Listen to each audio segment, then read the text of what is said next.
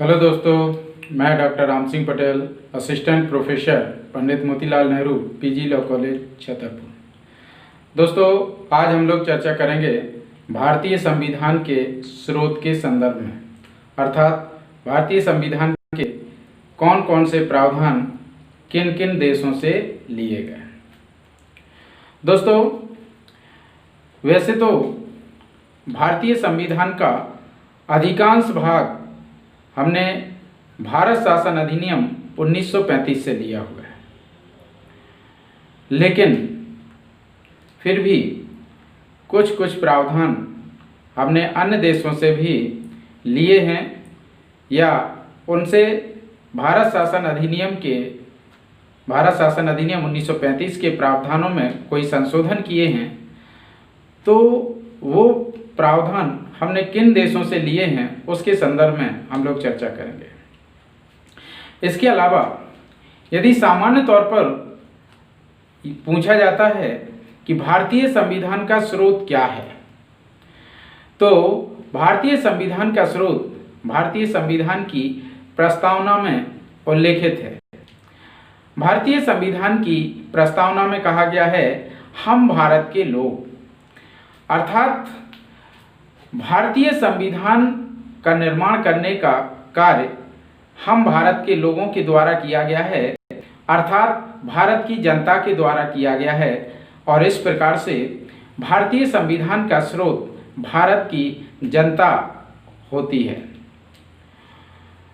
क्योंकि यहाँ पर प्रस्तावना में हमने देखा कि हम भारत के लोग भारत को एक संपूर्ण प्रभुत्व संपन्न समाजवादी पंथ निरपेक्ष लोकतंत्रात्मक गणराज्य बनाने के लिए तथा उसके समस्त नागरिकों को सामाजिक आर्थिक राजनीतिक न्याय, विचार अभिव्यक्ति, विश्वास, धर्म और कल्पना की स्वतंत्रता, प्रतिष्ठा और अवसर की समता प्राप्त कराने के लिए तथा उन सब में व्यक्ति की गरिमा, राष्ट्र की एकता और अखंडता को सुनिश्चित करने वाली बंधुता बढ़ाने के लिए दृढ़ संकल्प होकर अपनी संविधान सभा में आज तारीख 26 नवंबर 1949 ईस्वी मिति मार्गशीर शुक्ल सप्तमी संवत 2006 विक्रमी को एतद द्वारा इस संविधान को अंगीकृत, अधिनियमित और आत्मार्पित करते हैं।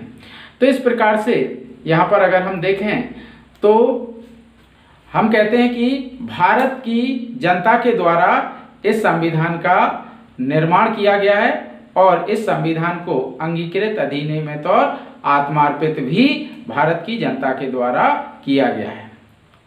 तो इस हिसाब से तो अगर हम देखें तो भारतीय संविधान का स्रोत जो है वो है हम भारत के लोग, हम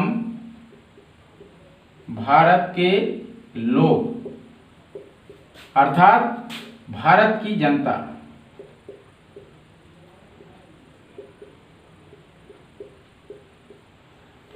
तो दोस्तों ध्यान रखिएगा, यदि किसी भी एग्जाम में सीधा सीधा प्रश्न पूछा जाता है कि भारतीय संविधान का स्रोत क्या है, और यदि यहां पर आपके ऑप्शन में दिया हुआ है हम भारत के लोग या भारत की जनता, है ना, इस प्रकार का यदि कोई शब्द दिया है तो सही आंसर आपका यही होगा, हम भारत के लोग या भारत की जनता। लेकिन यदि प्रश्न के ऑप्शन में हम भारत के लोग या भारत की जनता ऐसा कुछ नहीं दिया गया है, तब फिर हमें आगे के विकल्पों पर चर्चा करनी है। दोस्तों, चूंकि हम लोग लगभग 350 वर्षों तक ब्रिटिश साम्राज्य के अधीन जो है रहे हैं, तो भारतीय संविधान के निर्माण पर ब्रिटेन के संविधान की एक बड़ी जो है तो छाप हमें मिलती है, बड़ी जो है तो कहना चाहिए तस्वीर यहाँ पर देखने को मिलती है। तो सबसे पहले हम लोग यहाँ पर चर्चा करते हैं ब्रिटेन की। देखते हैं ब्रिटेन से हमने कौन कौन से प्रावधानों को लिया। तो ब्रिटेन से अगर हम बात करें तो संसदीय मामलों के संदर्भ में, संसदीय प्रक्रिया के संबंध में अधिकांश प्रावधान हमने ब्रिटेन से लिए हुए हैं। जैसे कि यहाँ पर संसदीय लोकतंत्र, संसदीय लोकतंत्र, इसके बाद संसदीय प्रक्रियाएं,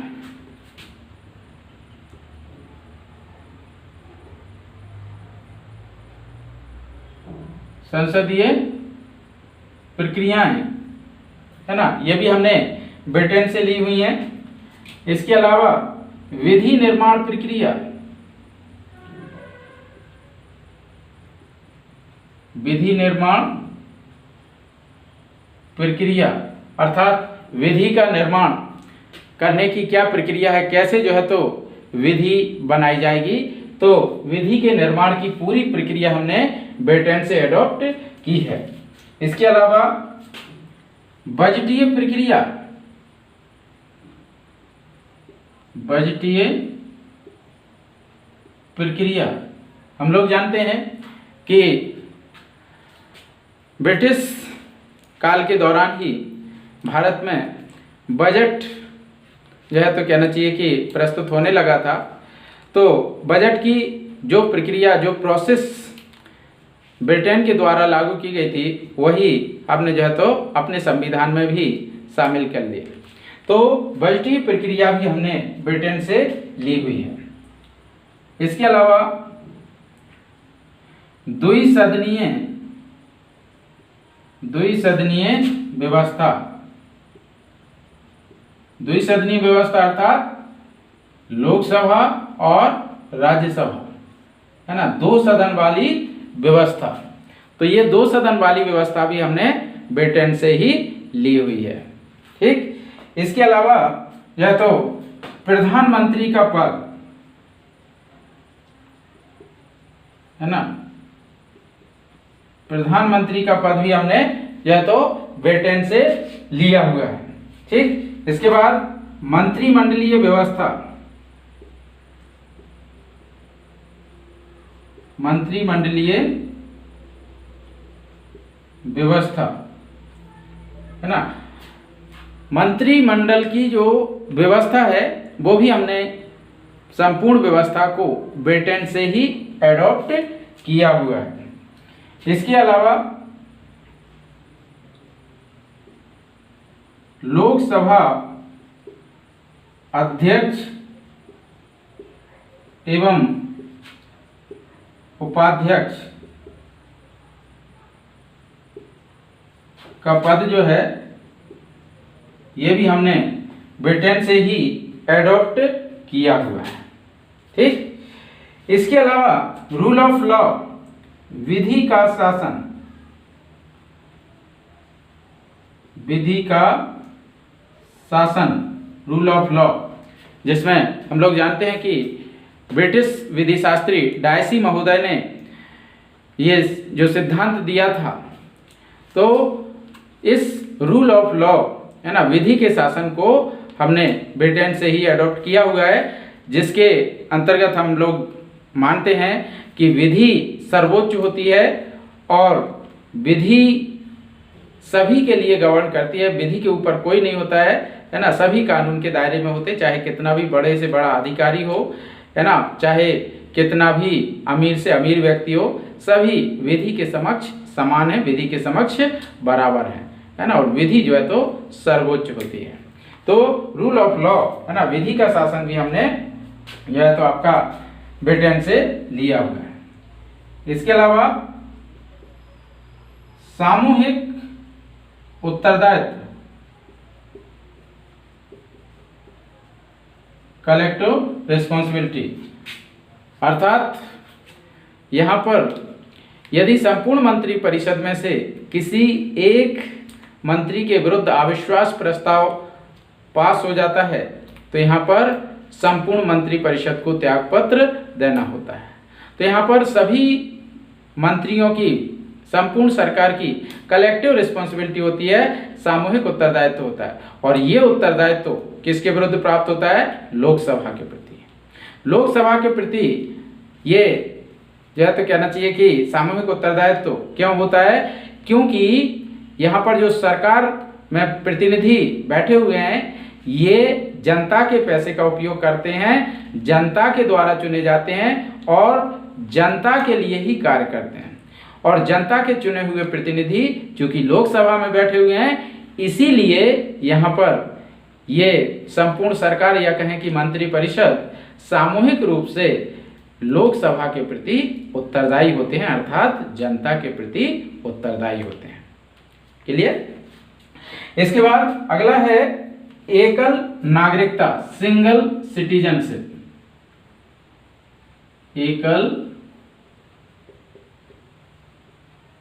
नागरिकता है ना, सिंगल सिटीजनशिप। हम लोग जानते हैं है ना कि भारत में एक ही नागरिकता मिलती है और वो होती है भारत की नागरिकता। हम सब भारतीय हैं, है ना। कभी आपने नहीं सुना होगा कि कोई व्यक्ति कहता हो कि हम मध्य प्रदेश के नागरिक हैं, या हम उत्तर प्रदेश के नागरिक हैं, या पंजाब के नागरिक हैं, या केरल के नागरिक हैं, है ना। यदि ऐसा कोई कहता है ना, तो ये गलत है। हाँ, निवासी हो सकते हैं। निवासी जो है अलग अलग राज्यों के हो सकते हैं। मध्य प्रदेश के निवासी हो सकते हैं, राजस्थान के निवासी हो सकते हैं, महाराष्ट्र के निवासी हो सकते हैं, निवासी हो सकते हैं, लेकिन नागरिक केवल भारत के होंगे, है ना। एक गहरी नागरिकता है, केवल भारत की नागरिकता है। क्लियर? इसके अलावा यहां पर जो है संसदीय समितियां, संसदीय समितियां,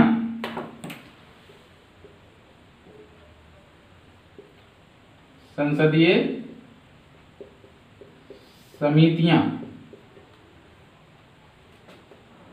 हम लोग जानते हैं कि संसद में जो भी प्रस्ताव पेश किए जाते हैं तो उन पर इन समितियों के द्वारा गहन अध्ययन किया जाता है ना।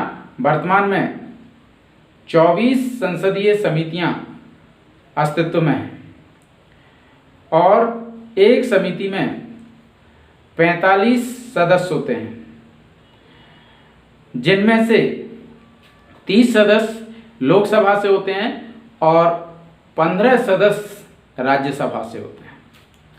यहाँ पर यह भी हमें ध्यान रखना है कि एक जो है तो कहना चाहिए कि सदस्य या कहें कि एक व्यक्ति एक से अधिक समितियों का सदस्य हो सकता है ना। ये कोई बाध्यता नहीं है कि कोई व्यक्ति एक समिति का सदस्य है तो दूसरी समिति का सदस्य नहीं बन सकता, है ना।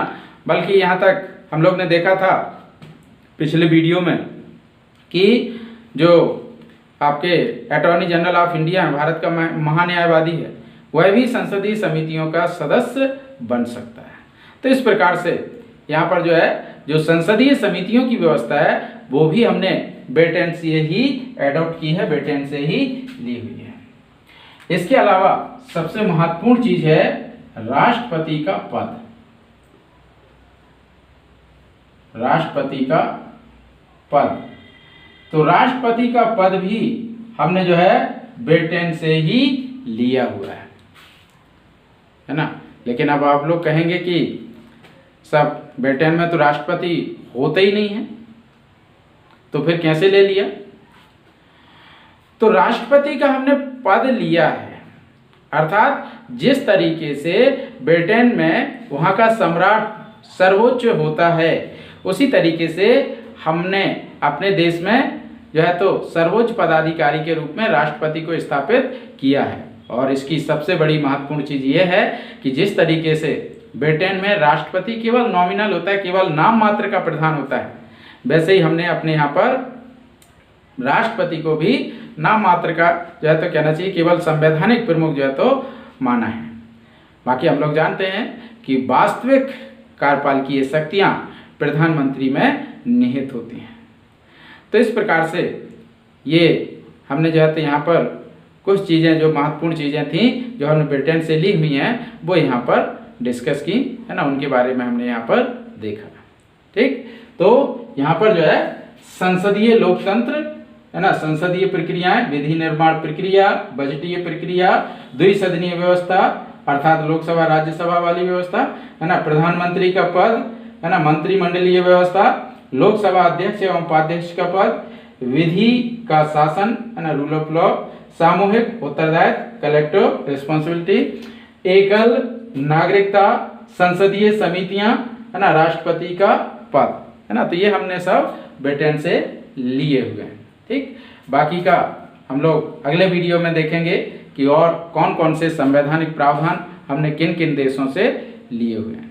तो दोस्तों, यदि आपने अभी तक RSP लॉ कॉन्स्टिट्यूशन, जो कि मेरा YouTube चैनल है, इसके लिए यदि सब्सक्राइब नहीं किया है तो इसके लिए सब्सक्राइब कर लें और बाजू में दिए बेल आइकन को भी दबा दें, जिससे कि आने वाले नए वीडियो के नोटिफिकेशन आप तक पहुंचते रहें और आपका कोई भी लेक्चर आपसे मिस ना हो।